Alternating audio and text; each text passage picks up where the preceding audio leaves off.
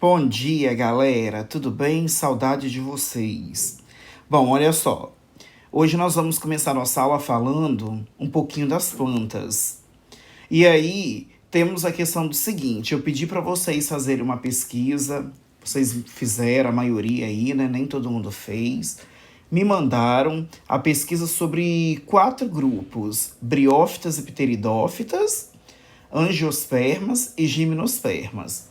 Hoje nós vamos falar um pouquinho sobre as briófitas e das pteridófitas. Bom, característica de cada uma, gente. As briófitas não possuem flores, sementes e nem frutos. O seu ciclo de vida é com a participação de gametas, certo? E aí, esses gametas dependem da água para que ocorra a fecundação. Nesse caso, olha o que acontece. O gameta masculino, ele se desloca no meio líquido e vai até o gameta feminino.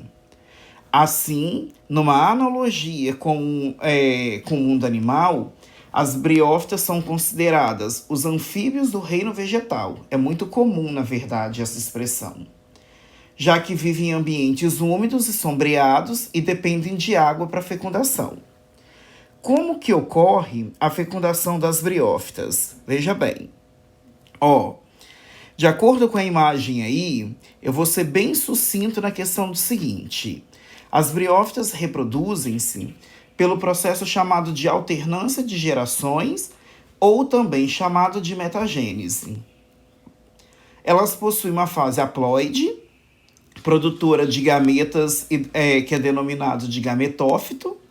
O gametófito constitui a geração mais complexa do ciclo, sendo a fase mais desenvolvida e duradoura, uma vez que eles permanecem vivos após a produção dos gametas, certo?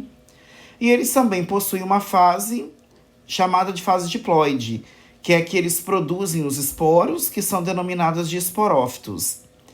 O esporófito representa para esse grupo a geração menos complexa e tem vida passageira, uma vez que degenera após produzir e liberar os esporos.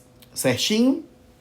Bom, galerinha, olha só, o gametófito, por exemplo, de um musgo, ele é chamado de rizoide. E aí ele é muito delicado.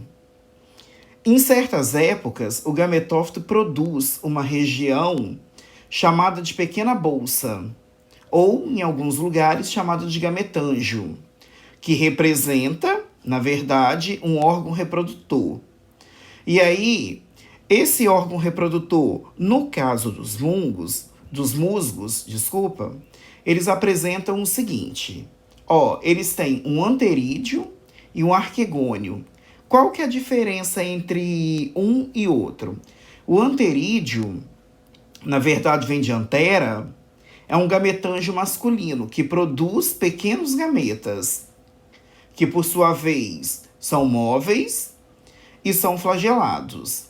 Já o arquegônio, que é o chamado de gameta feminino, é o produtor de grandes gametas, porque o gameta feminino sempre ele é maior do que o masculino, porém o feminino ele é imóvel, que ele é chamado, na verdade, de oosfera.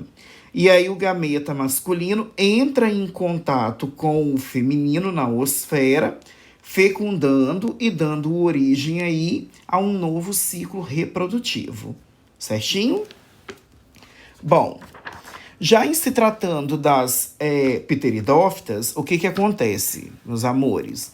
O corpo das pteridófitas é diferenciado em raízes, caules e folhas, destituído de flores, sementes e frutos. Muitas vezes, o caule delas é denominado de rizoma, é subterrâneo e desenvolve-se paralelamente à superfície do solo, certo? É o caso principalmente de algumas samambaias ou até mesmo de essas plantas de xaxim que a gente utiliza muito para pegar e identificar esse grande grupo.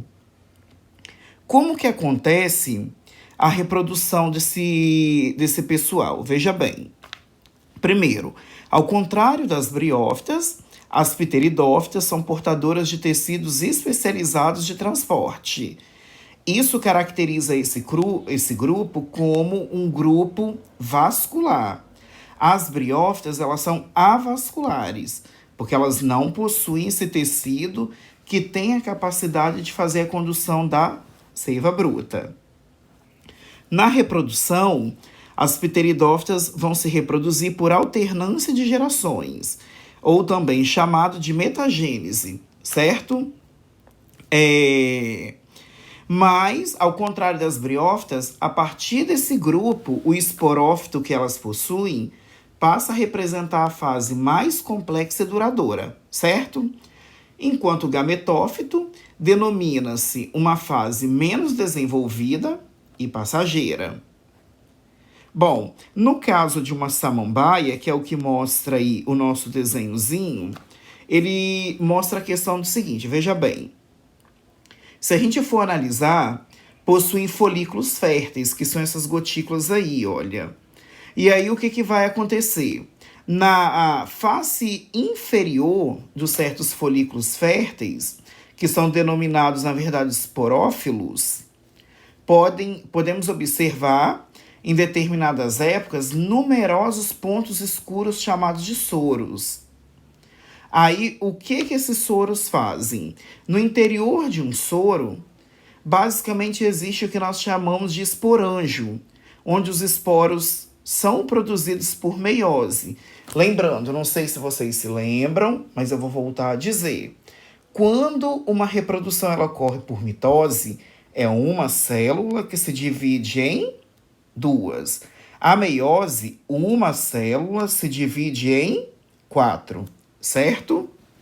Bom, em condições favoráveis, então, cada esporo, que é formado e liberado no exterior e pode germinar no solo, vai originando uma pequena estrutura chamada de prótalo, ou também chamado de gametófito. Esses gametófitos, gente, conforme mostra aí a figura, da maioria das pteridófitas, eles são monóicos. O que significa monóicos? Abrigam os órgãos sexuais masculinos, e aí até encontro com o que são os anterídeos, na verdade, até encontro com o órgão feminino, que são os arquegônios, conforme eu disse lá atrás, certinho? E aí, com essa fusão que vai acontecendo entre os gametas, vai formar um zigoto, chamado de prótalo, que inicia o processo de degeneração. Enquanto o zigoto ele vai se desenvolvendo para formar um embrião, esse embrião futuramente vai dar origem a um esporófito, também chamado de uma nova samambaia, uma nova mudinha. E aí eles acabam pegando, crescendo e tendo uma vida independente, conforme mostra aqui a figura 10, certinho?